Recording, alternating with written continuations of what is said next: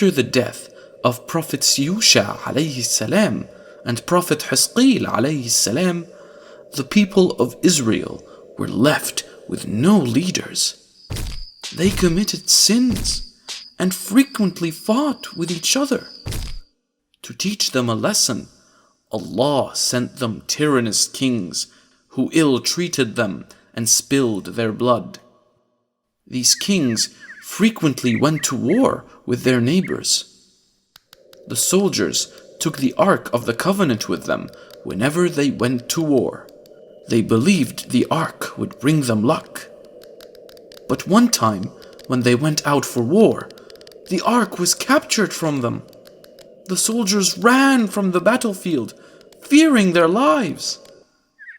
When the king heard that they had lost the Ark, he died on the spot. The people remained like sheep without a shepherd, until Almighty Allah sent them a prophet named Shammil alayhi salam. The people asked the prophet to appoint a king over them, to lead them in a war against their enemies. Prophet Shammil alayhi salam, knowing their weakness, told them, "I fear that when the time comes to fight, you may refuse." But the people assured him that they had suffered enough insults and were now ready to fight in the way of Allah, even if they lost their lives. The Prophet prayed to Allah for guidance. Allah revealed to him that he had chosen one Talut to be their king. The Prophet didn't know this person, so he asked God how would he recognize Talut. He was told that Talut would come to him by himself, and they should then hand over the control of the kingdom to him. Talut was tall and sturdy, pious and very intelligent. He lived and worked with his father at their farm. One day, several of their donkeys were lost. Talut went searching for the donkeys, accompanied by one of his servants. They traveled for many days and were very tired. Talut was really tired and wanted to go back to his farm. He was worried that the other animals would die if they didn't return soon. It was then that the servant suggested that they were in the land of Prophet Shammil alayhi salam.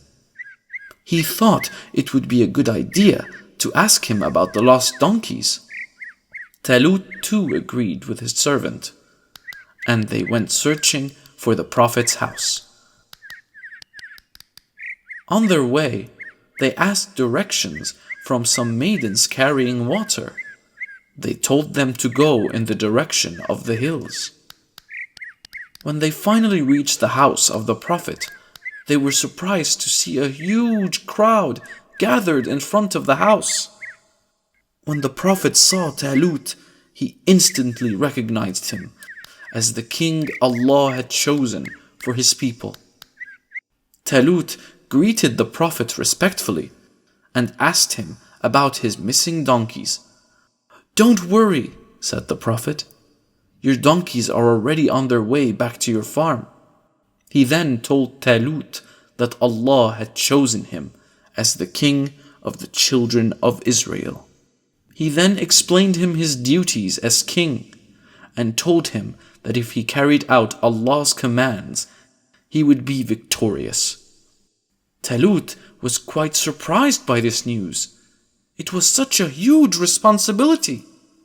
He told the Prophet that he belonged to the tribe of Binyamin, the least famous tribes of Yaqub. "And I know nothing of leadership, kingship, and I have no wealth." The Prophet told him that it was the will of Allah subhanahu wa ta'ala that he should be king, that he should thank God for his favor.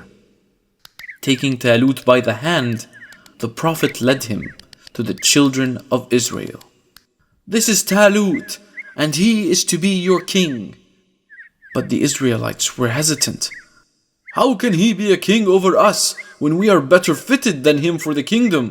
shouted one man. He is not even rich.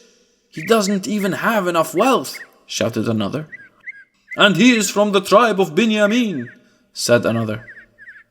Then the Prophet calmly replied, Verily, Allah has chosen him above you and has increased him abundantly in knowledge and stature, and Allah grants His kingdom to whom He wills. The Israelites shook their heads again. We need a sign to believe, said one man. The Prophet agreed and asked them to go to the city gates. It was a miracle. When the people arrived at the gates, they were surprised to find the lost chest of Prophet Musa alayhi salam. The people now believed in him and agreed to appoint him as their king. Talut then took charge as their king and immediately set out to meet the Philistine army who had camped near their land. He ordered that only men free from responsibilities should join the army. He asked those building homes, those who were about to be married, and those who were engaged in business not to join the army. He put them through vigorous training and gave them strict rules to follow. After a few days, he took his army out of the city to face the Philistines.